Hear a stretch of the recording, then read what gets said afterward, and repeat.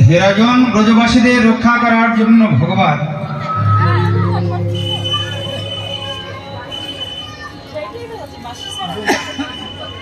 গিরিরাজ গোবর্ধন ধারণ করে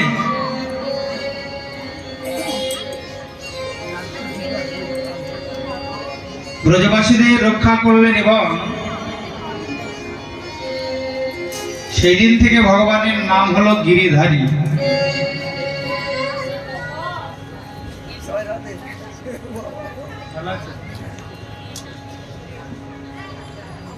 ভগবান শরণাগত বৎসল দীনবন্ধু করুণা সিন্ধু।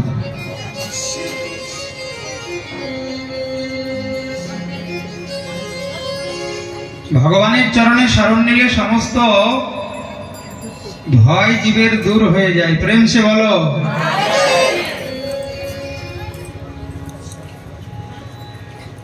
তাই ভগবান গিরিরাজ গোবর্ধন ধারণ করে জগৎকে শিক্ষা দিয়েছিলেন, আমার চরণে কেউ যদি শরণ নেয় তাকে সমস্ত বিপদ থেকে আমি রক্ষা করি। আমার চরণ অভয় চরণ, এই চরণ কমলে নির্ভয়ে শরণ নেওয়া যায়। তাই ভগবানকে বলা হয় ভক্ত বৎসল, শরণাগত বৎসল। ভগবান সব সহ্য করতে পারেন, ভক্তের নয়নের জল আর কারো অহংকার সহ্য করতে পারেন না। ইন্দ্রের মনে অহংকার ছিল, আমি দেবরাজ, দেবতাদের রাজা, আমি যদি বরুণ দেবকে বলি তবেই বৃষ্টি হবে, আমি যদি পবন দেবকে আদেশ দিই তবেই বায়ু প্রবাহিত হবে, আমি যদি সূর্যদেবকে আদেশ করি তবেই সূর্য গগনে উদিত হবে। ভগবান গিরিরাজ গোবর্ধন ধারণ লীলার মাধ্যমে জগৎকে দেখালেন কোন দেবতার অহংকার আমি রাখি না, যে আমি ছাড়া কিছু হবে না। কারণ দেবতাদের যে শক্তি, সে শক্তি আমার থেকেই সৃষ্টি হয়। জগতের মূল শক্তির উৎস হলো ভগবান শ্রীকৃষ্ণ। তাই কৃষ্ণের চরণে শরণ নিলে সমস্ত ভয় জীবের দূর হয়ে যায়। ইন্দ্র নিজের ভুল বুঝতে পেরে ভগবানের চরণে শরণ নিয়েছিলেন। 7 দিন 7 রাত্রি বর্ষা করেও যখন ব্রজবাসীদের কোনো ক্ষতি হলো না, তখন ইন্দ্র নিজে এসে ভগবানের চরণে ভুল স্বীকার করলেন। তুমি আমায় ক্ষমা করে দাও প্রভু, আমি অপরাধ করেছি। ভগবান শ্রীকৃষ্ণ ইন্দ্রকে ক্ষমা করেছিলেন। ভগবান বললেন, ইন্দ্র, আমি তোমাকে ক্ষমা করে দেব। কেন? তোমার জন্য আমি ব্রজবাসী এবং শ্রীমতী রাধারানীকে নিকটে পেয়েছি। ওই জন্য আমি তোমার কোনো অপরাধ গ্রহণ করব না। তুমি যদি 7 দিন 7 রাত্রি বর্ষা না করতে, তাহলে রাধারানী আমার নিকটে আসতো না। প্রেম সে বলো। রাধারানী আমার এত প্রিয়, রাধারানীর নামে কেউ জয়ধ্বনি দিলেও আমি তাকে দুহাত ভরে কৃপা করি। একবার যদি কেউ রা বলে, আমি আনন্দিত হই। কখন ধা বলবে,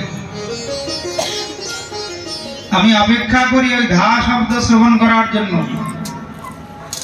আর যদি বলে ধা, সঙ্গে সঙ্গে আমি ধাবিত হই। প্রেম সে বলো। আরো জোরে, আরো জোরে।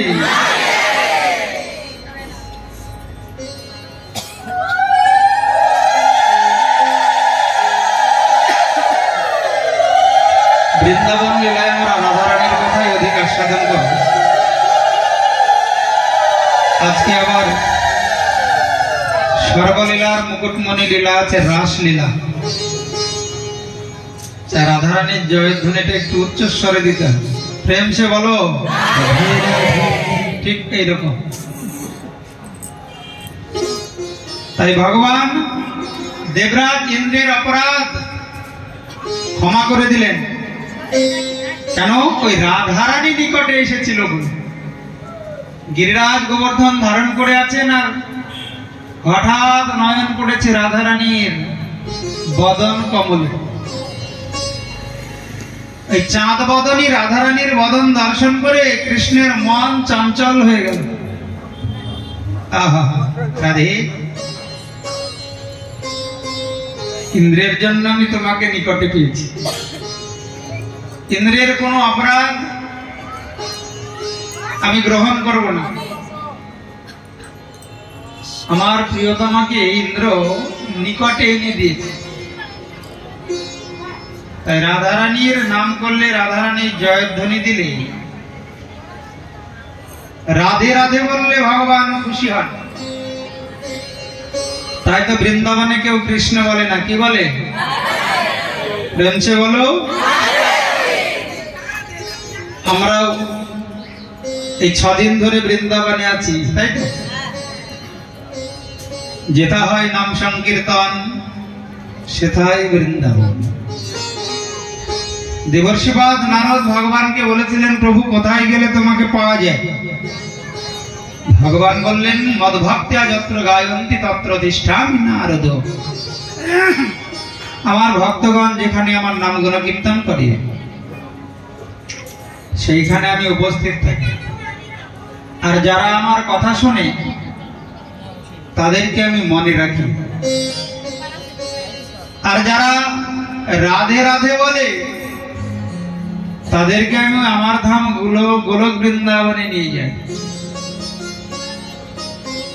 তাই তারা আমার একান্ত নিজজন হয়ে যায়, আমার প্রিয়তমা রাধারানীর জয়ধ্বনি করে।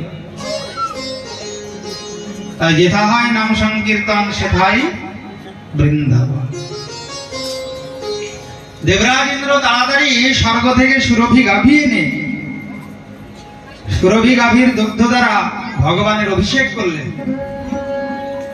সেদিন থেকে ভগবানের একটা নতুন নাম হলো গোবিন্দ দেব।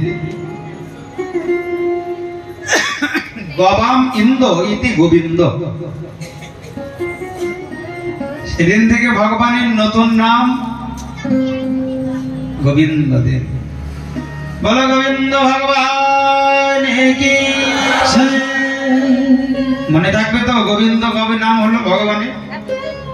যেদিন দেবরাজ ইন্দ্র সুরভি গাভীর দুগ্ধ দ্বারা অভিষেক করেছিলেন, সেদিন ভগবানের নাম হলো গোবিন্দ। যেদিন ব্রজগোপীদের মাঝে নৃত্য করেছিলেন রাসলীলায়, সেদিন হয়েছিল গোপীনাথ। আর যখন মদন কামদেবের অহংকার চূর্ণ করেছিলেন ভগবান, তখন তার নাম হলো মদন মোহন। বৃন্দাবনে গোবিন্দ, গোপীনাথ, মদন মোহন নামের খুব প্রচার, প্রসিদ্ধ নাম ভগবানের এই 3টি নাম। গোবিন্দ নাম হয়ে গেল যেদিন ইন্দ্র অভিষেক করলেন। এখনো সেই অভিষেকের জল আছে বৃন্দাবনে। ওই কুণ্ডেরই নাম হয়েছে গোবিন্দ কুণ্ড। প্রেমছে বলো। যারা বৃন্দাবনে যাবেন, গিরিরাজ পরিক্রমার সময় গোবিন্দ কুণ্ড দর্শন হবে। আর এই গোবিন্দ কুণ্ডের জল মাথায় নিলে কোটি জন্মের পাপ নষ্ট হবে। মনে রাখবেন মা, বৃন্দাবনে গিয়ে একটু গোবিন্দ কুণ্ডের জল মাথায় নিতে হবে। কোথায় না, গিরিরাজ পরিক্রমার সময় গোবিন্দ কুণ্ড আসবে।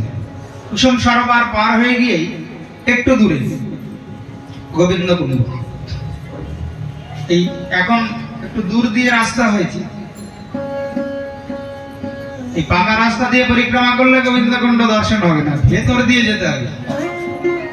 গিরিরাজ গোবর্ধনের একদম পাশ দিয়ে রাস্তা আছে, সেই দিক দিয়ে পরিক্রমা করলে গোবিন্দ কুণ্ড দর্শন হয়ে যায়। তাই গোবিন্দ কুণ্ডের জল মাথায় নিলে জন্ম ধন্য হয়। মহাপ্রভুর গুরুদেবের গুরুদেব গোবিন্দ কুণ্ডের তটে ভজন করতেন। মহাপ্রভুর গুরুদেবের নাম কি? ঈশ্বরপুরী। তার গুরুদেব মাধবেন্দ্র পুরী। ওই গোবিন্দ কুণ্ডের তটে বসে একদিন হরিনাম করছেন, আর ভগবান স্বয়ং বালক রূপ ধারণ করে একটা মাটির ভাণ্ডে অমৃত কেলি সুস্বাদু দুগ্ধ নিয়ে উপস্থিত হয়েছে। ভগবান কৃষ্ণ এসে বলছে, মাধব, আমি জানি তুমি অযাচক বৃত্তি নিয়ে ভজন করছো বৃন্দাবনে। মাধবেন্দ্র পুরীপাদ অযাচক বৃত্তি নিয়েছিলেন, কাউরি কাছে কিছু চাইবেন না। যদি ইচ্ছা করে কেউ কিছু দেয়, দান করে, তবেই সে কিছু সেবা করবে, না হলে অনাহারে থাকবে, কাউরি কাছে চাইবে না। গোবিন্দ কুণ্ডের তটে বসে হরিনাম করছে, আর ভগবান চিন্তা করলেন, আমার ধামে আমার ভক্ত অভুক্ত থাকবে, অনাহারে দিন কাটাবে। মাটির ভাণ্ডে করে দুগ্ধ নিয়ে উপস্থিত হলে ভগবান মাধবেন্দ্র পরিবারকে বলছেন, মাধব, এই নাও, আমার মা তোমার জন্য সুন্দর দুগ্ধ পাঠিয়েছে, পান করো। তো মাধবেন্দ্র পরিপাদ বলছেন, আমি অনাহারে আছি, তুমি বুঝলে কি করে? বলে, আমার মা বলেছে, আর আমি তো সব জানি। এই ব্রজমণ্ডলে কে কোথায় ভজন করছে আমি সব জানি। মাধবেন্দ্র পরিপাদ আশ্চর্য হয়ে যাচ্ছেন, এতটুকু বালক সে বলে কিনা আমি সব জানি। আচ্ছা বাবা, আমি এখানে বসে আছি জঙ্গলের মধ্যে, তুমি জানলে কি করে? বলছে, আমাকে বারবার বলতে হবে না, আমি কিন্তু সব জানি। বৃন্দাবনে কে কোথায় আছে, তুমি তাড়াতাড়ি দুগ্ধ পান করো, আমি পরে এসে এই দুগ্ধের ভাণ্ড নিয়ে যাব।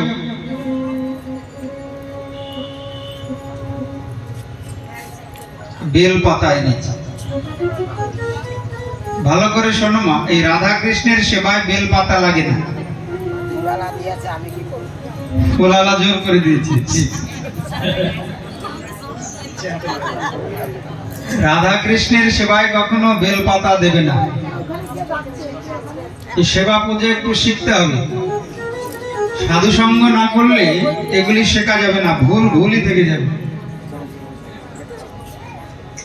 কোথায় কোথায় তুলসী দেওয়া যায়, কোথায় কোথায় দেওয়া যায় না, কোথায় বেলপাতা দেওয়া যায়, কোথায় দেওয়া যায় না, এগুলি শিখতে হয়।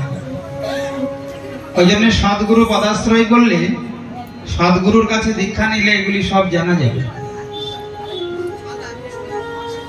গুরুকরণটা যদি ঠিকঠাক না হয় তাহলে শিখতে পারবে না।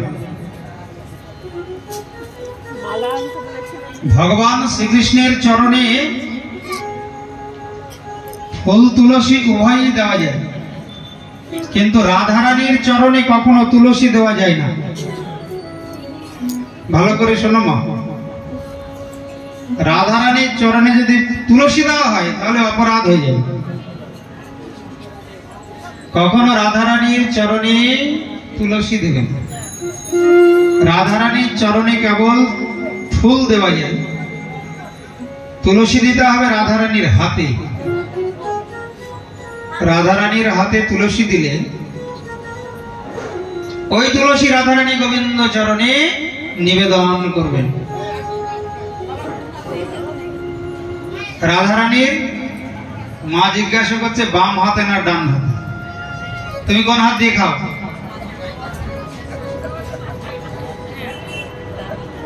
তুমি কাউকে কিছু দিলে কোন হাত দিয়ে দাও? তাহলে বাম হাত কোনো সেবায় লাগে না। রাধারানীর ডান হাতে তুলসী দিতে হবে, ওই তুলসী রাধারানী গোবিন্দ চরণে অর্পণ করবে। যেখানে পঞ্চতত্ত্ব দাঁড়িয়ে আছে, শ্রীকৃষ্ণ চৈতন্য প্রভু নিত্যানন্দ শ্রী অদ্বৈত গদাধর শ্রীবাসাদি গৌর ভক্তবৃন্দ, ওখানে 5টা তত্ত্ব আছে বলে বলা হয় পঞ্চতত্ত্ব। 5টা তত্ত্ব কি? এগুলি আগে জানতে হবে, না হলে সেবা হবে না। ও সেবা পূজা করে অপরাধ হয়ে যাবে। মহাপ্রভুর পরিবারের সেবা হবে না এগুলো যদি ঠিকঠাক না জানা যায়। ওইখানে যে 5 জন দাঁড়িয়ে আছে, 5 জনের চরণে কিন্তু তুলসী দেওয়া যাবে না। 3 জনের চরণে কেবল তুলসী দেওয়া যাবে। মহাপ্রভু, নিত্যানন্দ প্রভু আর অদ্বৈত প্রভু, এই 3 জনই হলো বিষ্ণু তত্ত্ব বা ঈশ্বর তত্ত্ব। এই 3 জনের চরণে কেবল তুলসী নিবেদন করা যায়, মনে থাকবে। আর যে বাম দিকে দাঁড়িয়ে আছে মহাপ্রভুর 2 জন, গদাধর আর শ্রীবাস, তাদের কিন্তু হাতে তুলসী দিতে হবে। তাদের কিন্তু চরণে তুলসী দিলেই অপরাধ হয়ে যাবে। বোঝা যাচ্ছে? পঞ্চতত্ত্ব দেখেছো? 5 জন দাঁড়িয়ে আছে, মাঝে মহাপ্রভু, বামে প্রিয় গদাধর, দক্ষিণে নিতাই, আর নিত্যানন্দের পাশে অদ্বৈতাচার্য, আর এদিকে গদাধরের পাশে শ্রীবাস। তো এই ডান দিকের 2 জনকে তুলসী দেওয়া যাবে। মহাপ্রভুর ডান দিকে যে 2 জন আছে, নিত্যানন্দ আর অদ্বৈতাচার্য, বাম দিকে যে 2 জন, গদাধর আর শ্রীবাস, তাদের চরণে কখনোই তুলসী দেওয়া যাবে না। বেলপাতা কেবলমাত্র ভোলানাথকে দেওয়া যায়। ভোলানাথ বেলপাতায় বেশি সন্তুষ্ট হয়। ধুতরা ফুল, তারপরে বেলপাতা, গঙ্গা জল। ভগবান শ্রীকৃষ্ণের সেবায় কখনো বেলপাতা চলে না, কখনো বেলপাতা দেবে না, বুঝলে? ভগবানের শ্রীকৃষ্ণের সেবায় বেলপাতা দিলে অপরাধ হবে, বেলপাতা চলবে না। ভাগবতের উপরে কখনো বেলপাতা দেবে না। ভাগবত বাড়িতে যদি থাকে, ভাগবত সাক্ষাৎ ভগবান শ্রীকৃষ্ণ, প্রেম সে বলো। ভাগবতের উপরে বেলপাতা দিতে না। ভাগবতের উপরে ফুল তুলসী দেওয়া যাবে, ফুলও দেওয়া যাবে, তুলসীও দেওয়া যাবে। কেন? ভাগবত সাক্ষাৎ ভগবান শ্রীকৃষ্ণ, ওই জন্য ফুল তুলসী উভয়ই ভাগবতে দেওয়া যায়। তাই ভগবান শ্রীকৃষ্ণ মাধবেন্দ্র পরিবারকে বলছেন, বালক রূপে এসে তুমি দুগ্ধ পান করো।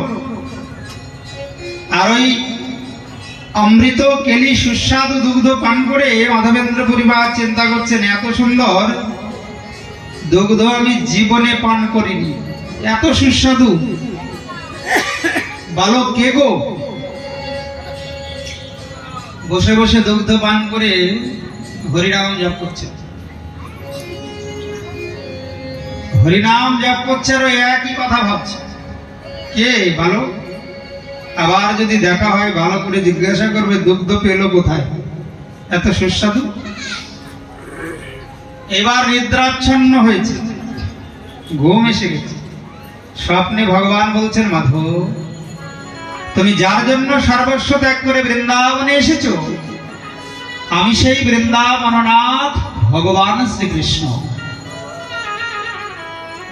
কেউ যদি আমার নাম করে, আমার চিন্তা করে, ভক্তের যা কিছু প্রয়োজন আমি নিজে যোগান দিই। প্রেম সে বলো।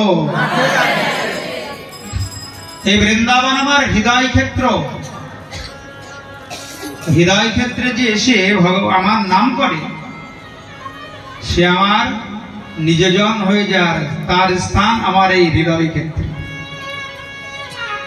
তার স্থান আমার হৃদয়ে। তাই তুমি চিন্তা করো না, তুমি আমার কৃপা আশীর্বাদ পাবে।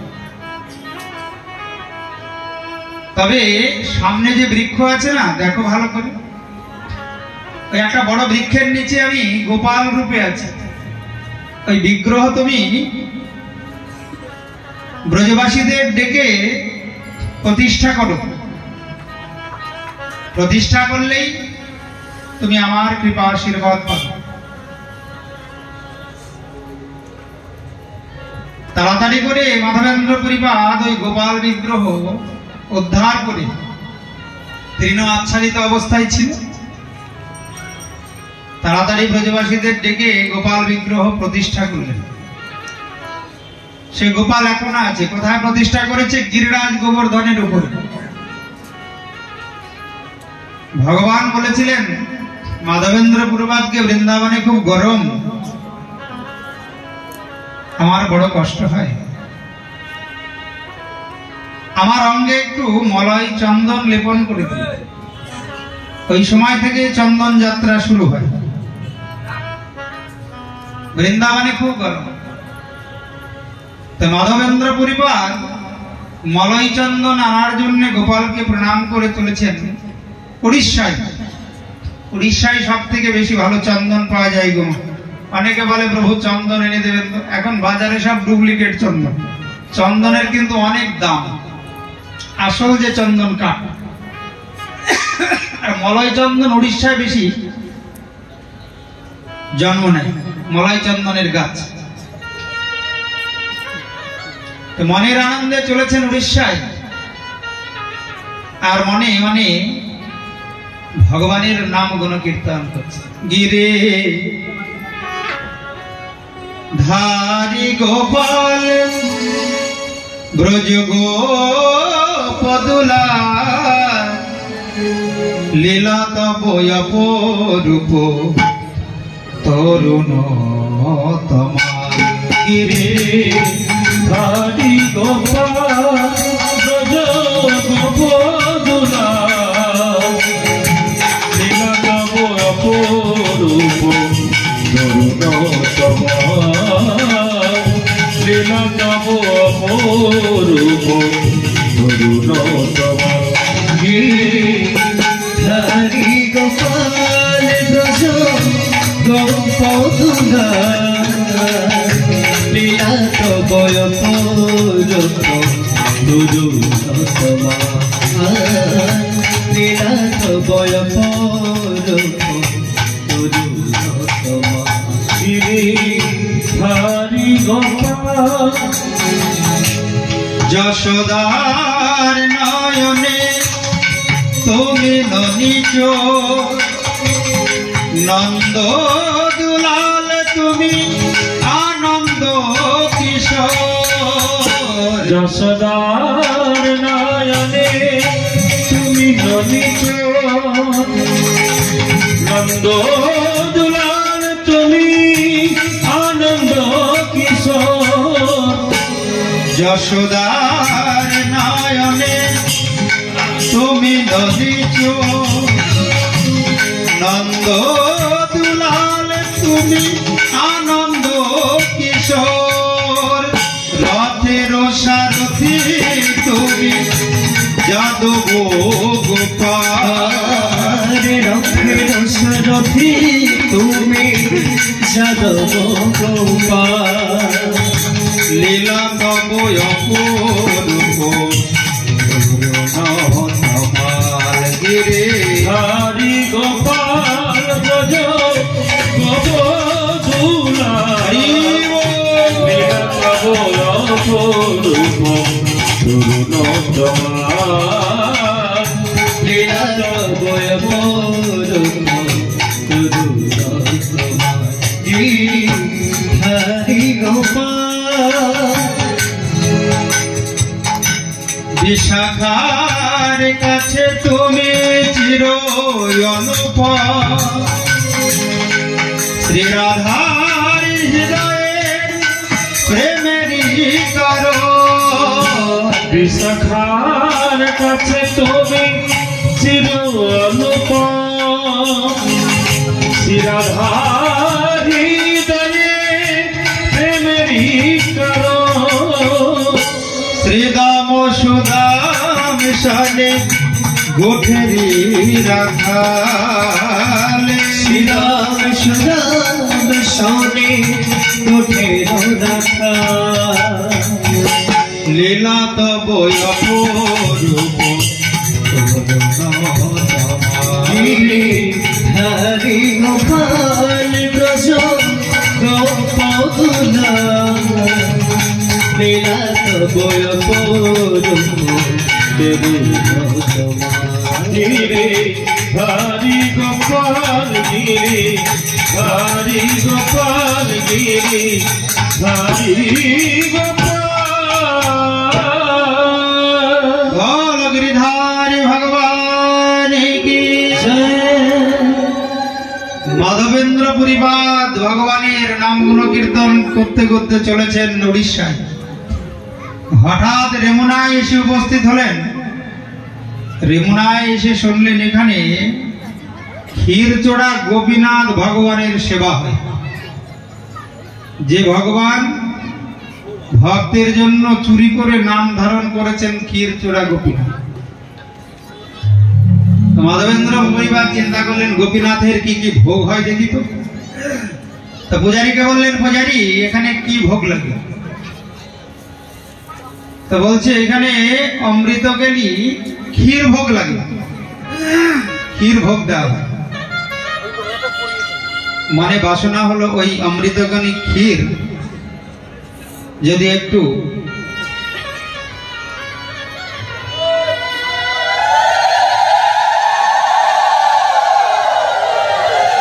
অমৃতকেলি ক্ষীর যদি একটু পেতাম তাহলে এইরকম ক্ষীর আমি বৃন্দাবনে গোপালকে তৈরি করে ভোগ দিতাম। মনে বাসনা হলো।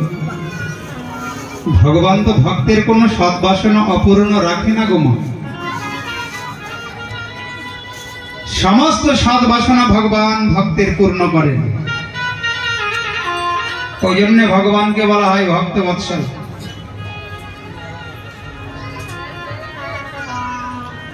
গরম লাগবে এই সময় সোয়েটার গায়ে দিয়ে এনেছি। কি সোয়েটার গায়ে দিয়ে আর গরম আছে? তোমার যদি গরম লাগে তো ভগবানের গরম লাগবে না। ভগবানের সেবাটা সবসময় আত্মবোধ করতে হয়। আমার যদি গরমের দিনে ঠান্ডা জলে স্নান করতে ভালো লাগে, ভগবানকেও ঠান্ডা জল দিয়ে অভিষেক করতে হবে।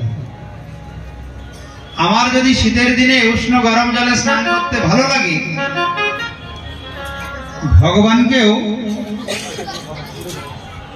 ভগবানকেও উষ্ণ গরম জল দিয়ে স্নান করাতে হবে। প্রেম সে বলো। গোপালের মা গোপালকে সোয়েটার গায়ে দিয়ে এনেছে।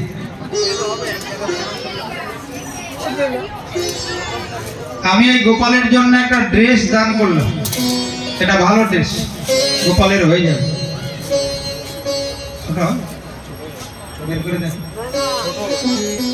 ছোট তাহলে হবে। এক ভক্ত ড্রেস দিয়েছে। আপনার বাড়ির গোপাল নাকি ছোট ছোট? আচ্ছা ঠিক আছে, তাই হবে।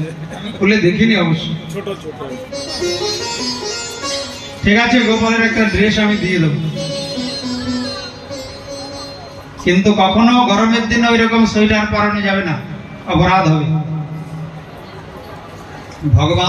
ভগবান তো খেলনা নয়, যা খুশি তাই করবে। বিগ্রহ না হো তুমি সাক্ষাৎ ব্রজেন্দ্র নন্দন।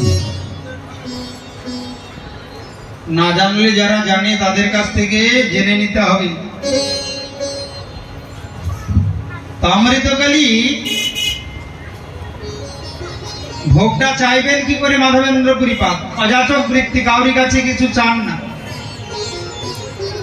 ভগবান করলেন কি, ভক্তের জন্য মাধবেন্দ্র পুরীপাদের জন্য এক ভাণ্ড ক্ষীর চুরি করে রাখলেন। এখন যে পূজারী গোপীনাথের সেবা করে, ভোরবেলায় মঙ্গল আরতি করার সময় দেখে এক ভাণ্ড ক্ষীর নাই, দ্বাদশ ভাণ্ড ক্ষীর ভোগ হয়, মানে 12 ভাণ্ড ছোট ছোট। একটা নাই, কোথায় গেল? পূজারীর ভয় হয়ে গেল। তাহলে আমি কালকে ভোগ লাগাতে ভুল করেছি। চিন্তা করছি, বাড়ি গিয়ে মন্দির বন্ধ করে দুপুর বেলা গোপীনাথ বলছেন, পূজারী আমার ভক্তের জন্য আমি এক ভাণ্ড ক্ষীর আমার পেছনে রেখে দিয়েছি। মাধবেন্দ্র পুরী নামে এক ভক্ত এসেছে, তুমি তাকে ওই ক্ষীরের ভাণ্ড দেবে। পূজারী এবার বিকাল বেলায় মন্দির খুলেই দেখে ভগবানের পেছনে এক ভাণ্ড ক্ষীর। ক্ষীরের ভাণ্ড নিয়ে ডাকছেন, কে আছো মাধব, কে আছো ভাগ্যবান? মাধবেন্দ্রপুরী যার লাগি গোপীনাথ ক্ষীর কইল চুরি। তোমার মতো ভাগ্যবান জগতে কেউ নেই, যার জন্য স্বয়ং ভগবান ক্ষীরের ভাণ্ড চুরি করেছেন। এবার যেই চিৎকার করে বলছে মাধবেন্দ্রপুরী পা চিন্তা করলেন, আমি যদি বলি আমি মাধবেন্দ্রপুরী পরিচয় দিই তাহলে তো প্রতিষ্ঠা হয়ে যাবে। ভক্ত কখনো নিজের প্রতিষ্ঠা চাই না। যারা প্রকৃত ভক্ত তারা খুব গোপনে ভগবানের ভজন সাধন করে। প্রেমছে বলো। আর দেখবে যারা প্রতিষ্ঠা চাই হরিনাম করার সময় হাতটা শুধু এরকম ভাবে নাচা, মানে খুব হরিনাম করছে, এরকম এরকম হাতটা দিয়ে মালার মধ্যে হাত আছে এরকম করে নাচায়, পারে না? হ্যাঁ, শব্দ শোনায়। ওইগুলো হচ্ছে ঢং, ওইগুলো কোনো ভজন সাধন নয়। কেউ যদি কাউকে ভালোবাসে, প্রকৃত ভালোবাসা যদি কাউরি প্রতি হয়, সে লোককে বলে বেড়াবে আমি খুব ভালোবাসি। ঠিক, ভালোবাসাটা গোপনে রাখতে হয়। ভালোবাসা লোক দেখানোর জিনিস নয়। তা তুমি ভগবানকে ভালোবাসে, ভগবানের নাম করছো, ডাকছো, লোককে দেখাবে? ভক্ত কখনো প্রতিষ্ঠা চায় না। তাই মাধবেন্দ্র পরিপাল ওই স্থান থেকে পালিয়ে গেলেন। প্রতিষ্ঠার ভয়ে মাধব গেল পলাইয়া। ভগবান বললেন, মাধব তোমাকে আর মলয় চন্দন এনে ওই বৃন্দাবনে আমার অঙ্গে লেপন করতে হবে না। তুমি উড়িষ্যা থেকে মলয় চন্দন এনে আমার রেমুনায় যে গোপীনাথ বিগ্রহ, সেই গোপীনাথ বিগ্রহের অঙ্গে লেপন করবে, তাহলে বৃন্দাবনের গোপাল অঙ্গ শীতল হয়ে যাবে। প্রেমছে বলো। তোমার গোপাল অঙ্গ শীতল হয়ে, তখন থেকে গোপালের খুব মহিমা বৃন্দাবনে। কিন্তু ওই মাধবেন্দ্র পরিপাদের প্রতিষ্ঠিত গোপাল দর্শন সবার সম্ভব নয়। কেন? যারা বিধি মার্গের ভক্ত তাদের কখনো গোপাল দর্শন করতে নাই। ওই গোপাল, কারণ গোপালটা প্রতিষ্ঠা করেছেন মাধবেন্দ্র পরিপাদ গিরিরাজ গোবর্ধনের উপর। গিরিরাজ সাক্ষাৎ ভগবান বিষ্ণু। বৃন্দাবনে তিনটি দেবতা, তিনটি পাহাড় হয়ে আছে, ব্রহ্মা, বিষ্ণু, মহেশ্বর। ব্রহ্মা হলেন ব্রহ্মাচল পর্বত, যার উপরে বর্ষানা। আর ভোলানাথ হলেন নন্দীশ্বর, যার উপরে নন্দগাঁও, নন্দীশ্বর পর্বত। আর ভগবান বিষ্ণু হলেন গিরিরাজ গোবর্ধন। এই তিনটি পাহাড়, তিনটি দেবতা বৃন্দাবনে। তাই বৃন্দাবনে গোপাল প্রতিষ্ঠা করেছিলেন ওই গিরিরাজ গোবর্ধন পর্বতের উপর। মহাপ্রভু কলিযুগে এসে কলির জীবকে নিষেধ করেছেন, জগদানন্দকে দিয়ে শিক্ষা দিয়েছিলেন। জগদানন্দ মহাপ্রভুর পার্ষদ, সত্যভামার অবতার। কৃষ্ণলীলায় যে সত্যভামা, সে কলিযুগে হয়েছে জগদানন্দ। জগদানন্দ যখন বৃন্দাবনে যায়, মহাপ্রভু বলেছিলেন, বৃন্দাবনে যাইও না থাকিহ চিরকাল, আর গোবর্ধনে উঠি না দেখিহ গোপাল। বৃন্দাবনে যাবে কিন্তু চিরকাল থাকবে না, কারণ বৃন্দাবনে বাস করার অধিকার সবার নেই।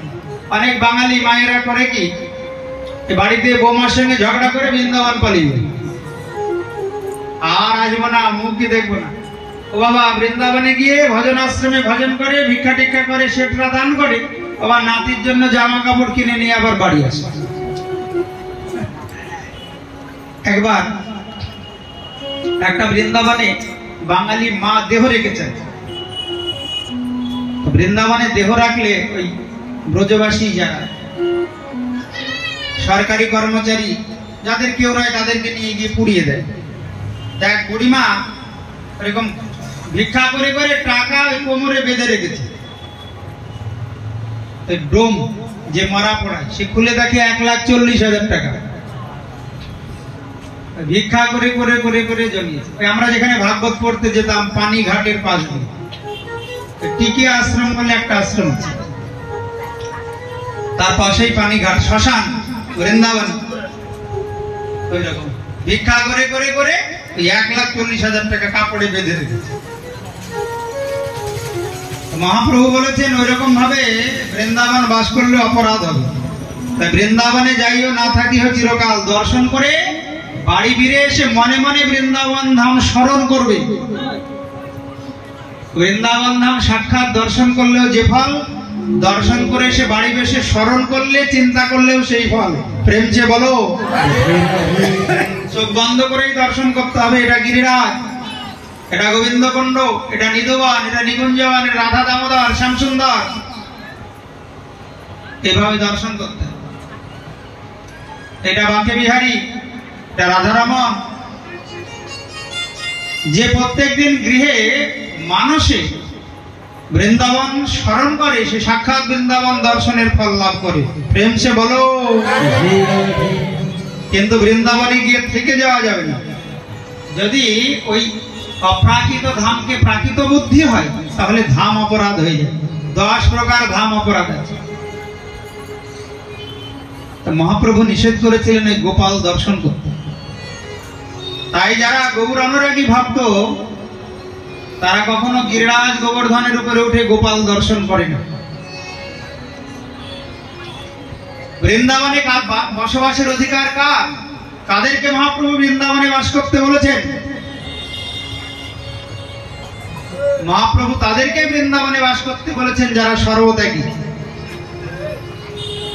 সর্বত্যাগীর কাহা নিত্য বাস, শ্রী বৃন্দাবন ধাম যাহা নিত্য লীলা রাস। যাদের জগতে কোনো কিছুর উপরে আসক্তি নাই, কোনো কিছুর উপরে আসক্তি নাই, তাদেরই একমাত্র বৃন্দাবনে বাস অধিকার। তাছাড়া বৃন্দাবনে বসবাসের অধিকার যাদের আসক্তি আছে স্ত্রী পুত্র ভাই বন্ধু আত্মীয় স্বজন ধন সম্পদের প্রতি, তাদের বৃন্দাবন বাসের অধিকার নাই। ওই জন্য মহাপ্রভু বলেছেন বৃন্দাবন দর্শন করে গৃহে ফিরে আসবে। গৃহে এসে মানে মানে বৃন্দাবনের ধ্যান করবে। সুখদেব গোস্বামী রাজা পরীক্ষিতকে নন্দমুখ লীলা শোনাচ্ছেন। হে রাজন, একবার ভগবান শ্রীকৃষ্ণের পিতা নন্দ মহারাজ নির্জলা একাদশী ব্রত করেছিলেন। জগতে যত ব্রত আছে তার মধ্যে সর্বশ্রেষ্ঠ হলো এই একাদশী ব্রত। একাদশী যে শুধু আমরা করি তা নয়, ভগবান শ্রীকৃষ্ণের পিতা নন্দ মহারাজও একাদশী করতেন। নন্দ মহারাজ নির্জলা ব্রত করে যমুনায় গিয়েছেন স্নান করতে। একাদশম নিরাহার সমাভ্যর্চ জনার্দন স্নাতম নন্দস্তু কালিন্দ। তিনি গেলেন কালিন্দী যমুনায় স্নান করতে। দ্বাদশী তিথিতে, পরের দিন ভোরবেলা নন্দ মহারাজ চিন্তা করলেন, মনে হয় ভোর হয়ে গেছে, তাড়াতাড়ি করে আমি স্নান করে পালন করব, ভগবানের নাম জপ করব। কিন্তু সেই সময়টা ছিল আসরিক সময়। স্নান কিন্তু যখন তখন করা যাবে না। ব্রহ্ম মুহূর্তের আগে স্নান করলে আসরিক স্নান হয়। ব্রহ্ম মুহূর্ত হচ্ছে সূর্যোদয়ের পূর্বে 1 ঘন্টা 36 মিনিট। তার আগে স্নান করলে আসরিক স্নান হয়ে যাবে। প্রেম সে বলো। যেই যমুনার জলে ডুব দিয়েছে জলদেবতা বরুণ দেবের পার্ষদগণ নন্দ মহারাজকে ধরে নিয়ে গেছে বরুণ লোক। চলো, যখন তখন স্নান করা, আসরিক মুহূর্তে স্নান করা যাবে না। আর ফিরে আসেন নন্দ মহারাজ। উদ্ধার করার জন্য কৃষ্ণ যমুনার জলে ঝাঁপ দিয়ে সোজা উপস্থিত হলেন বরুণ লোক। বরুণ লোকে গিয়ে বরুণ দেবকে বলছেন, বরুণ দেব, আমার পিতাকে ধরে এনেছো, তোমার এত বড় সাহস? বরুণ দেব বলছেন, প্রভু আমাকে কে সৃষ্টি করেছে আগে বলুন? ভগবান বলেন আমি। এই বরুণ লোক কে সৃষ্টি করেছে? ভগবান বলছেন আমি। আচ্ছা, আপনি বরুণ লোক সৃষ্টি করেছেন, কোনদিন কি বরুণ লোকে এসেছেন? ভগবান বলেন না, আসা তো। তাহলে আমার পার্শ্বরা যদি আপনার পিতাকে ধরে না নিয়ে আসতো, আমি কি আপনার দর্শন পেতাম? আপনার দর্শন অনেক সৌভাগ্য হয়। তাহলে কি তারা ভুল করেছে? ভগবান আর কথা বলে না। তাড়াতাড়ি করে বরুণদেব নিয়ে গিয়ে সিংহাসনে বসিয়ে পাদ্যর্ঘ দিয়ে সেবা করলেন। সেবা অন্তে নন্দ মহারাজকে এনে হাতে তুলে দিলেন, এই নেন আপনার পিতৃদেব, আপনি নিয়ে যান। ভগবান শ্রীকৃষ্ণ নন্দ মহারাজকে নিয়ে বৃন্দাবনে এলেন। এখন নন্দ মহারাজের মনে একটা সংশয় হলো, কি ব্যাপার, গোপালকে এত কেন সম্মান করলো বরুণ লোকে? যেন ভগবানের মতো সম্মান, আরতি করছে, সেবা দিচ্ছে, তাহলে আমার গোপাল কি ভগবান? ব্রজবাসীদেরকে ডেকে ডেকে বলছে, আচ্ছা আমি বরুণ লোকে গিয়ে একটা নতুন দৃশ্য দেখলাম। স্বয়ং বরুণ দেব গোপালকে ভগবানের মতো সম্মান করছে, আরতি করছে, পূজা করছে। গোপাল কি আমার ভগবান? আজ থেকে তোমরা একটু গোপালের সঙ্গে সাবধানে কথা বলবে। গোপালকে চোর চোর চোর এরকম বলবে না। আমি নিজে দেখলাম বরুণ লোকে গোপালের কত সম্মান। প্রেম সে বলো। এই দেখো বিবাহের থালাও এনেছি।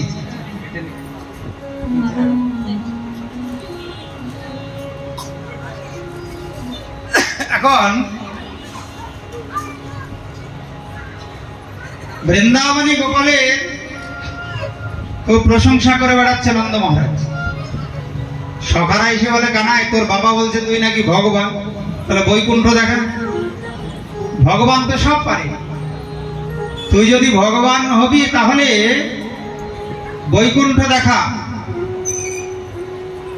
কৃষ্ণ বললেন, তাহলে যারা যারা বৈকুণ্ঠ দেখবি সব ব্রহ্মকুণ্ডের তটে চল, সবাইকে বৈকুণ্ঠ দেখাবো। ব্রহ্মকুণ্ডের তটে নিয়ে গিয়ে বলছেন, সবাই ব্রহ্মকুণ্ডের জলে ঝাঁপ দে, যে যে বৈকুণ্ঠ দেখবি সবাই ঝাঁপ। ভগবানের আদেশে সমস্ত সখারা এক এক করে ব্রহ্মকুণ্ডের জলে ঝাঁপ দিচ্ছে। যেই ঝাঁপ দিয়ে উঠেছে দেখে সুন্দর বৈকুণ্ঠ ধাম, সবার চারটি হাত। পেছনে পেছনে ভগবান কৃষ্ণ উপস্থিত হলেন। বৈকুণ্ঠাধিপতি নারায়ণের পার্শ্বদগণ তাড়াতাড়ি কৃষ্ণকে নিয়ে গিয়ে নারায়ণের পাশে বসালেন। এখন সখারা বলছে, কানাই ওখানে আমরাও বসবো, বৃন্দাবনে এক জায়গায় বসে, আর এখানে বসতে পারবো না। যেই বসতে যাবে সঙ্গে সঙ্গে বৈকুণ্ঠের পার্শ্বদরা বাধা দিলেন, এই এটা বৃন্দাবন নয়, এটা বৈকুণ্ঠ ধাম, এখানে বিধি নিষেধ আছে, নিয়ম মেনে চলতে হবে। এটা বৃন্দাবন নয়, যা খুশি করবে, কাঁধে করবে, কাঁধে চড়বে, এখানে কিন্তু সেটা চলবে না। এখানে বিধি নিয়ম মেনে চলতে হবে। সখাদের মন খারাপ হয়ে গেল। সখারা বলছে, কানাই চল আর বৈকুণ্ঠে থাকবো না, এর চাইতে আমাদের বৃন্দাবনই ভালো। প্রেম সে বলো। বৃন্দাবনে ভালোবাসায় কোনো বাধা নেই, আর বৈকুণ্ঠে বিধি নিয়ম আছে। ওই জন্য বৈকুণ্ঠ অপেক্ষাও বৃন্দাবন ধাম শ্রেষ্ঠ। ঘন্নাম বৃন্দাবনম তেন বৈকুণ্ঠাচ্চ গরিয়সী দিনমেকম নিবাসেন হরৌ ভক্তি প্রজায়তে। বৃন্দাবন ধামে একদিন বাস করলেও কৃষ্ণ ভক্তি লাভ হয়। সখারা বলছেন, কানাই তাড়াতাড়ি বৃন্দাবনে চল। ভগবান দেখালেন, দেখো আমার ধাম বৃন্দাবন কত শ্রেষ্ঠ। সখাদেরকে নিয়ে বৃন্দাবনে উপস্থিত হলেন, আর এদিকে শরৎকালে সে উপস্থিত হলেন। শরৎকালে শারদীয় রাস পূর্ণিমা তিথি উপস্থিত হয়েছে। ভগবান চিন্তা করলেন, গগনে আজকে পূর্ণচন্দ্রের উদয় হয়েছে। অত বড় চাঁদ গগনে কোনোদিন ওঠে না। ওই শরৎকালে শারদীয় পূর্ণিমা তিথিতে যে চন্দ্রের উদয় হয়, ভগবান চিন্তা করলেন আজকের রজনীতে আমি ব্রজবাসীদের ব্রজ গোপীদের মনের বাসনা পূর্ণ করব। তাই শারদীয় পূর্ণিমা তিথিতে ভগবান করলেন সর্বলীলার মুকুটমণি রাসলীলা। बोल रस बिहारी भगवान की। ভগবান যখন রাম অবতারে বনবাসে ছিলেন তখন 60,000 ঋষি রামচন্দ্রের রূপে মুগ্ধ হয়ে তাকে প্রতিরূপে লাভ করতে চেয়েছিলেন। 60,000 ঋষি। রামচন্দ্র বলেছিলেন এই অবতারে তো আমি এক পত্নী ব্রতধারী, আমি একজনের বেশি দুজনকে পত্নী রূপে গ্রহণ করতে পারবো না। তোমরা যখন আমাকে প্রতিরূপে লাভ করতে চাও, মন প্রাণ দিয়ে ভালোবাসো, তোমাদের এই বাসনা পূর্ণ হবে আগত দাপর যুগে কৃষ্ণ অবতারে। কৃষ্ণ অবতারে যখন রাসলীলা হবে তোমরা সবাই ব্রজগোপী হয়ে জন্ম নেবে। তাই ভগবান রাম অবতারে কথা দিয়েছিলেন আর সেই কথা পালন করছেন কৃষ্ণ অবতারে। প্রেম সে বলো। সুখদেব গোস্বামী রাজা পরীক্ষিতকে বলছেন, রাজন খুব মন দিয়ে শোনো রাসলীলা। এই রাসলীলা শুনলে পারে কি হবে? কৃষ্ণ ভক্তি লাভ হবে, হৃদয়ের কামনা বাসনা দূর হয়ে যাবে, আর হৃদয়টা ধীর শান্ত গম্ভীর হবে। তাই রাসলীলা খুব মন দিয়ে শুনতে হবে। ওই 60,000 ঋষি তারা হয়ে এলো ব্রজগোপী, যাদের সঙ্গে ভগবান রাসলীলা করেছিলেন। এই ব্রজগোপী হলো 3 প্রকার: সাধন সিদ্ধা, নিত্য সিদ্ধা আর কৃপা সিদ্ধা। এই 3 প্রকার ব্রজগোপী নিয়ে ভগবান সর্বলীলার মুকুটমণি লীলা রাসলীলা করেছিলেন। সাধন সিদ্ধা কারা? যারা সাধন ভজন করে গোপী হয়েছে। গোপী কাকে বলে? যাদের 11 ইন্দ্রিয় গোবিন্দ সেবায় নিযুক্ত তারাই হলো গোপী। প্রেম সে বলো। 5টি কর্মেন্দ্রিয়, 5টি জ্ঞানেন্দ্রিয় আর একটা মন, এই 11 ইন্দ্রিয় যাদের গোবিন্দ সেবায় নিযুক্ত আছে তারাই হলো ব্রজগোপী। ব্রজগোপী কিন্তু অন্য কিছু নাই, খুব বড় ব্যাপার না। আমরাও যদি 11 ইন্দ্রিয় দ্বারা গোবিন্দের সেবা করতে পারি আমরাও ব্রজগোপী হয়ে যাব, আমরাও ভগবানের রাসলীলা দর্শন করতে পারি। 5টা জ্ঞানেন্দ্রিয় চক্ষু কর্ণ নাসিকা জিহ্বা ত্বক, 5টি কর্মেন্দ্রিয় বাক পানি পাদ পায়ু উপস্থ আর একটা মন, এই 11 ইন্দ্রিয় দ্বারা গোবিন্দের যারা সেবা করে তারাই হলো ব্রজগোপী। নয়ন দিয়ে গোবিন্দকেই দর্শন করবে, কান দিয়ে গোবিন্দেরই কথা শুনবে, নাসিকায় ভগবানের চরণে অর্পিত তুলসীর ঘ্রাণ নেবে, জিহ্বায় ভগবানের নাম গুণ কীর্তন করবে, প্রসাদ সেবা করবে। এই ত্বক অর্থাৎ এই দেহে গোবিন্দের আর গোবিন্দ ভক্তের চরণ ধরি অঙ্গে মাগবে। কথা যদি বলে কৃষ্ণ কথাই বলবি, 2টি হাত দিয়ে গোবিন্দেরই সেবা করবি, 2টি চরণ দিয়ে গোবিন্দের উদ্দেশ্যেই কোন কর্ম করবি। যেখানে ভগবানের কথা হয়, নাম হয়, সেইখানে গমনাগমন করবি, তারাই হলো ব্রজগোপী। একটা ইন্দ্রিয় গোবিন্দ সেবা থেকে দূরে থাকবে না, বঞ্চিত হবে না, তাদেরকে ব্রজগোপী বলা হয়। বোঝা গেল? একটা ইন্দ্রিয় না। আমাদের মন কি করে? মন গোবিন্দের চিন্তা কতটুকু করে 24 ঘন্টায়? ওই শুধু ছেলের চিন্তা, ছেলের বাবার চিন্তা, ছেলের মায়ের চিন্তা, নাতি নাতনির চিন্তা, বাড়ি গাড়ি জমি জায়গা, এইসবের চিন্তা। কিন্তু যারা ব্রজগোপী তাদের মন সবসময় গোবিন্দের চিন্তায় ডুবে থাকে। প্রেম সে বলো। তারা হলো ব্রজগোপী। ভগবান তাদের মনোবাসনা পূর্ণ করার জন্য মধুর রসাশ্রিত লীলা বৃন্দাবনে করেছিলেন এই মহারাস লীলা।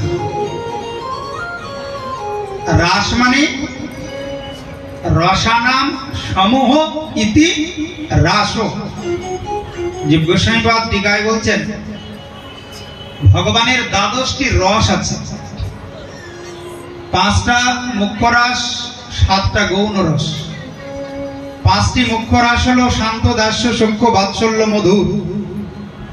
আর 7টি গৌণ রস হলো হাস্য, করুণ, অদ্ভুত, ভয়ানক, বীর, বিভৎস, রুদ্র।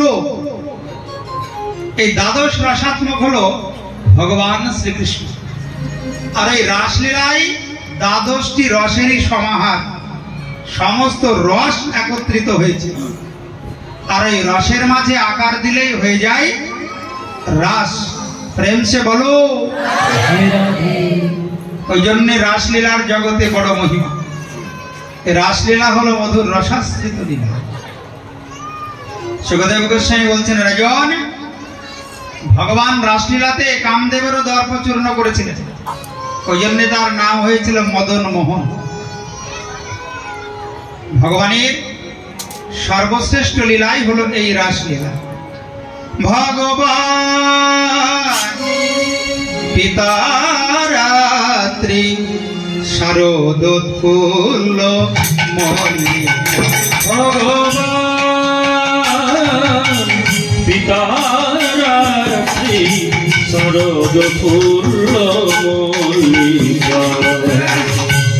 ঈশ্বরান্তম মনশ্চক্রে যোগ মায়া উপাশ্রিত। ঈশ্বরান্তম মনশ্চক্রে যোগ মায়া উপাসিত। ভগবান পিতা রাত্রি শারদোৎফুল্ল মল্লিকা। ভগবান পিতা রাত্রি শারদোৎফুল্ল মল্লিকা। ভগবান ভগবান বল কৃষ্ণচন্দ্র ভগবান কি। সুখদেব গোস্বামী রাজা পরীক্ষিতকে বলছেন, রাজন এটা ভগবানের লীলা।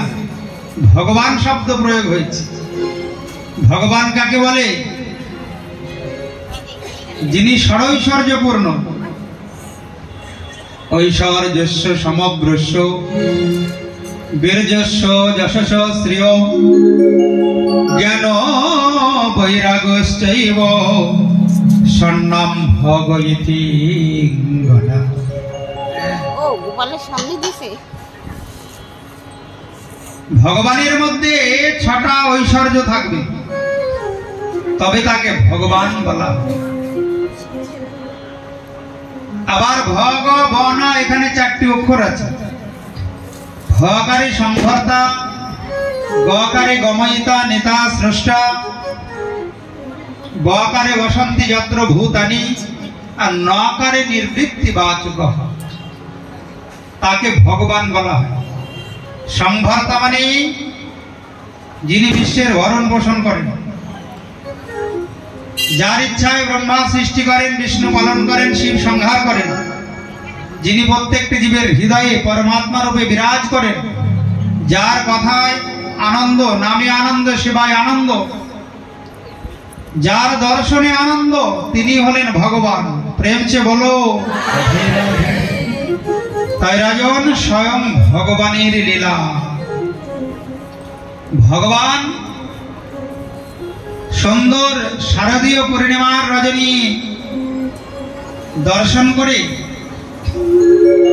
ভগবানও পিতা রাত্রি, যে রাত্রিতে গগনে পূর্ণচন্দ্রের উদয় হয়েছে, চন্দ্রের কিরণে সারা বৃন্দাবন আলোকিত উদ্ভাসিত। যমুনার জলে পড়েছে চন্দ্রের কিরণ, চন্দ্রের কিরণে যমুনার জল ঝলমল ঝলমল করছে। যমুনায় ফুটেছে সুন্দর কোকোনাট, বৃন্দাবনে বইছে মৃদুমন্দ পবন। আজ বৃন্দাবনে শারদীয় পূর্ণিমা তিথিতে ষড় ঋতুর হয়েছে আগমন। ষড় ঋতুর আগমনে বৃন্দাবনের বৃক্ষগণ আজকে ফুলে ফলে পরিপূর্ণ হয়েছে। আর ফুলে ফলে পরিপূর্ণ হয়েছে বলে ভ্রমর আজকে গুনগুন গুনগুন গুনগুন গুনগুন করে গান গাইছে। শরদ চন্দ পবন মন্দ বিপিনে ভরল কুসুম গন্ধ রে।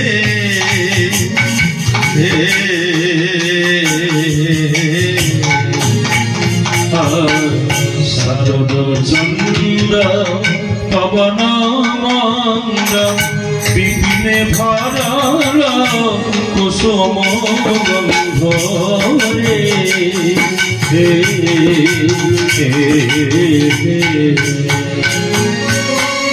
ফুল মল্লিকা মালতী জ্যোতি ফুল মল্লিকা মালতী জ্যোতি ফুল মল্লিকা মালতী জ্যোতি ফুল মল্লিকা মালতী জ্যোতি মত মধুকর ধরণী রে। মত মধুকর ধরণী রে। মত মধুকর ধরণী রে। মত মধুকর ধরণী রে। আহারে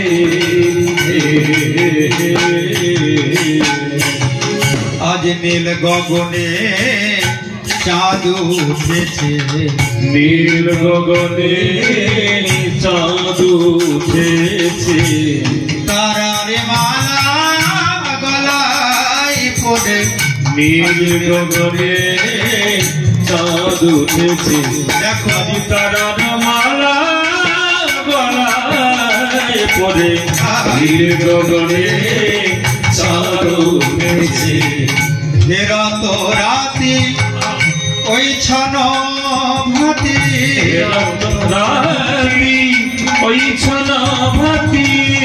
শ্যাম মহান মদনে মাতি রে। হেরত রাতি ওই ছন ভাতি।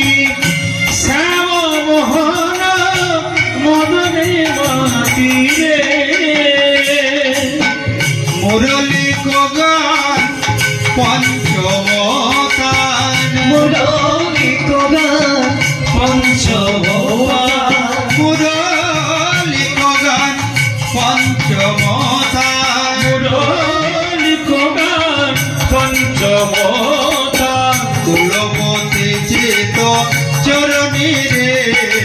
হাতে তালি। কুলবতী চিত চরণী রে। কুলবতী চিত চরণী রে। কুলবতী চিত চরণী রে। আহারে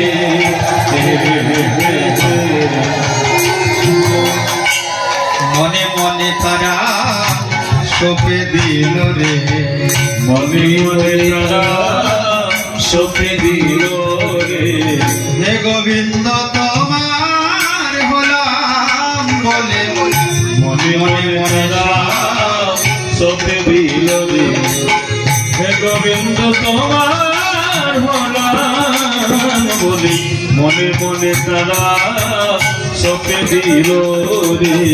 শোনত গোপী প্রেম হিরপি। সদস্ত গৌরী বিমোহী গৌরী মনহি মনহি আপনা সপি রে। আর সোনাত গোপী প্রেম হিরপি। মনহি মনহি আপনা সপীরে। আহি চলত যাহি বলো তো। তাহি চলত যাহি বলত। মুরলী গোপাল কলনি রে। মুরলী কলনি রে। মুরলী গোপাল কলনি রে। আহারে সুখদেব গোস্বামী রাজা পরীক্ষিতকে বলছেন, রাজন ওই সুন্দর রজনী দর্শন করে ভগবান শ্রীকৃষ্ণ ব্রজগোপীদের অনহরণকারিণী বংশী ধ্বনি করলেন। নিশম্য গীতম বন্ধ করো কেন? তদনঙ্গ বর্ধনম ব্রজ শ্রী কৃষ্ণ গৃহীত মা। নিশম্য গীতম তদনঙ্গ বর্ধনম ব্রজ শ্রী কৃষ্ণ গৃহীত মান। ওই বংশীধ্বনি শ্রবণ করে ব্রজগোপীগণের মন ব্যাকুল হয়ে গেল। তারা চিন্তা করলেন আজকে আমাদের মনোবাসনা পূরণকারী শ্রী গোবিন্দ বংশীধ্বনি করছে, আমরা সব ছেড়ে গোবিন্দ চরণে আশ্রয় নেব। আজগ্মুরন্নমলক্ষিতদ্দম সযত্র কান্ত জবলোলকুন্দা। ব্রজগোপীগণ সুসজ্জিত হওয়া শুরু করলেন। আজকে যে প্রাণনাথ ডাকছেন, কোন কোন ব্রজগোপী গাভীর দুগ্ধ দহন করছিল, সেই গাভীর দুগ্ধ দহন ত্যাগ করে ছুটলেন গোবিন্দের চরণে। কোন কোন ব্রজগোপী স্বামী সেবা করছেন, এই জাগতিক স্বামীকে ত্যাগ করে চললেন জগৎ স্বামীর চরণে। কোন কোন ব্রজগোপী স্তনদুগ্ধ পান করাচ্ছেন সন্তানকে, সন্তানকে ফেলে রেখে ছুটলেন। আবার কোন কোন ব্রজগোপী চিন্তা করছেন একটু শৃঙ্গার করে গেলে ভালো হয় প্রাণনাথের চরণে, কিন্তু তারা শৃঙ্গার করবে কি করে? দেহে তো মন নেই। তারা শৃঙ্গার করতে যাচ্ছে তো আর শৃঙ্গার করতে পারছে না। চোখে কাজল না দিয়ে কাজল দিচ্ছে ঠোঁটে, চরণে আলতা না দিয়ে আলতা পড়ছে গালে। দেহে মন নাই তো, ভগবান মন হরণ করে নিয়েছেন বংশীর ধ্বনি করে। কিন্তু তারা ছুটে চলেছেন গোবিন্দের অভিমুখ। আজগ্মুর অন্যান্য মলক্ষিত দমঃ সযত্র কান্ত জবলোলকুন্দা। সুখদেব গোস্বামী বলছেন রাজন, তারা এমন ভাবে ছুটে আসছে যেন একজন আর একজনকে দেখতে পাচ্ছে না। একটাই তাদের লক্ষ্য, ওই ভগবান শ্রী গোবিন্দের চরণ কমল। আর ওদিকে রাধারানীও বংশীধ্বনি শ্রবণ করেছেন। রাধারানী বংশীধ্বনি শ্রবণ করে ভাবছেন আমাকে তো যেতে হবে, আমি একটু সুন্দরভাবে সুসজ্জিতা হয়ে যাব। রাধারানী সুন্দরভাবে সুসজ্জিতা হয়ে চলেছেন গোবিন্দের চরণে। গোবিন্দের চরণে এসে সবাই উপস্থিত হলেন। ওই ছন মিলিল গোকুল চন্দ, ওই ছন মিলল গোকুল চন্দ, ওই ছন মিলল গোকুল চন্দ, ওই ছন মিলল গোকুল চন্দ। গোবিন্দ দাস বলনি রে, গোবিন্দ দাস বলনি রে, গোবিন্দ দাস বলনি রে, গোবিন্দ দাস বলনি রে। আহারে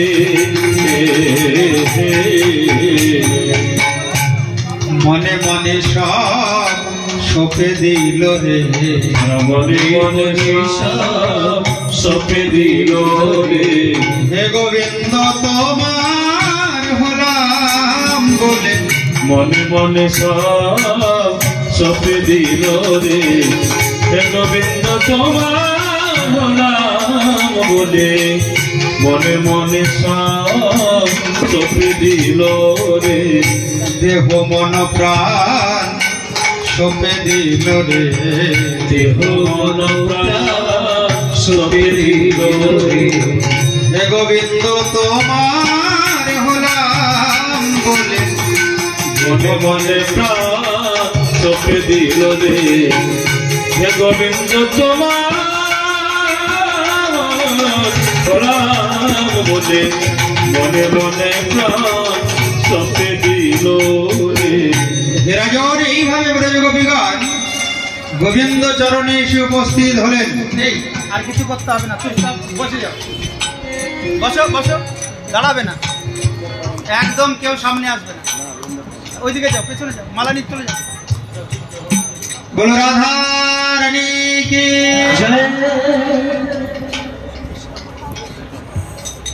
কি যেন বলছিলাম, শুধু সামনে ঘোরাফেরা করো।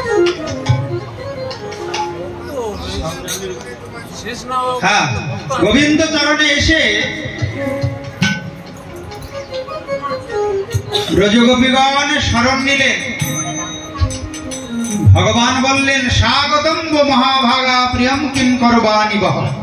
হে ব্রজদেবীগণ, তোমাদের স্বাগত জানাই। প্রিয়ম কিম করবানি বহ, কিন্তু এত গভীর রজনীতে কেন এসেছো বৃন্দাবনে?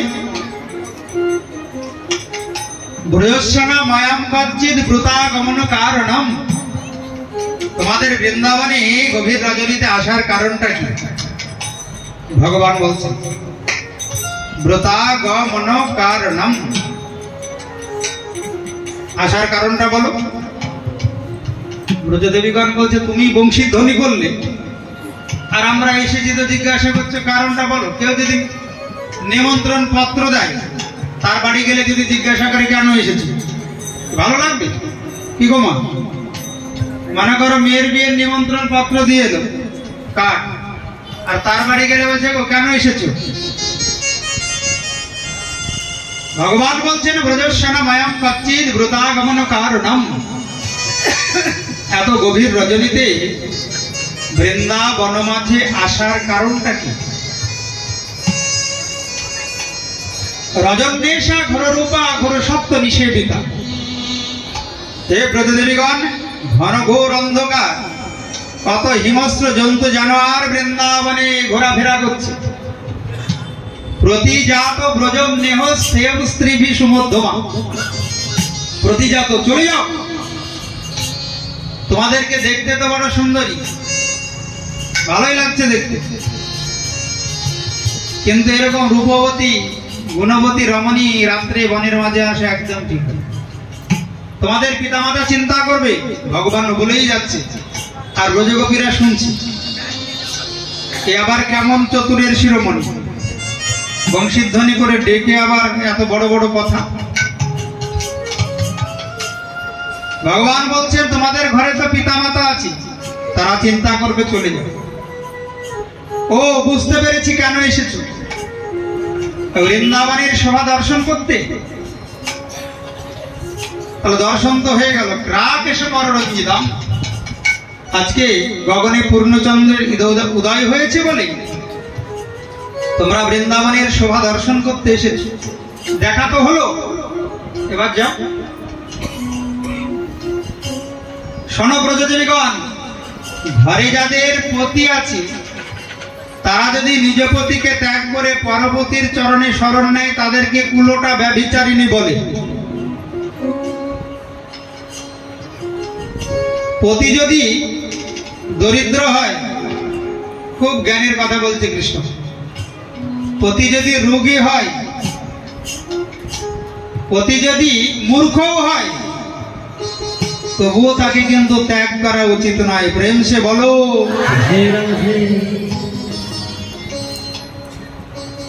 যাও, ফিরে যাও। তো ব্রজদেবীগণ বলছেন আরে আমাদেরকে তো একটা সুযোগ দাও কথা বলা, তুমি একাই বলবে নাকি? তো কৃষ্ণ বলছে এবার বলো, তোমাদের বক্তব্য একটু শুনুন। ব্রজগোপীগণ বলছেন দেখো, ঘরে যাদেরকে ছেড়ে এসেছি না, তারা এক জন্মের প্রতি, আর তুমি হলে জন্ম জন্মান্তরের প্রতি। প্রেম সে বলো। এই জাগতিক প্রতি কটা দিন পরে ফটো হয়ে যাবে, কিন্তু জগৎপতি ভগবান তুমি জন্ম জন্মান্তর ধরে আপন থাকবে। প্রেম সে বলো। জাগতিক পতির যতই সেবা করি না কেন মন পাবো না, কিন্তু তোমার অল্প সেবাতেই আমরা মন পাব। তাহলে বলো আমরা ভুল করেছি না ঠিক করেছি? যারা এই জাগতিক পতির ভালোবাসায়, মোহে, আসক্তিতে আবদ্ধ না হয়ে তোমার চরণে শরণ নিয়ে তোমার চিন্তায় ভালোবাসায় ডুবে থাকে, তারা এই জগতে সবচাইতে ভাগ্যবান, ভাগ্যবতী। এই জাগতিক পতির সঙ্গে সম্বন্ধ এক জন্মে শেষ, যতই ভালো করে সেবা করা যাক না কেন পরের জন্মে আর দেখা হবে না। কিন্তু তুমি জগৎপতি ভগবান, জন্ম জন্মান্তরের আপন। তোমাকে কেউ যদি পতিরূপে, বন্ধুরূপে, সখারূপে, পুত্ররূপে ভালোবাসে, তুমি তাকে কৃপা করো, তার সঙ্গে তোমার জন্ম জন্মান্তরের সম্বন্ধ হয়ে যায়। প্রেম সে বলো। তাই আমরা ভুল করিনি। ভগবান বললেন আচ্ছা তাহলে ঠিক আছে, আমি একটু পরীক্ষা নিলাম, তোমরা সত্যিই কি আমায় ভালোবেসে এসেছো? তোমরা সত্যি সত্যি কি আমার চরণে শরণ নিয়েছো? এই পরীক্ষা করার জন্য আমি এতক্ষণ তোমাদের অনেক জিজ্ঞাসা করি। চলো আজকে তোমাদের মনোবাসনা পূর্ণকারী লীলা, রাসলীলা হবে। যুথে যুথে গোপী লইয়া যশোদানন্দন, যুথে যুথে গোপী লইয়া যশোদানন্দন, যুথে যুথে গোপী লইয়া যশোদানন্দন, যুথে যুথে গোপী লইয়া যশোদা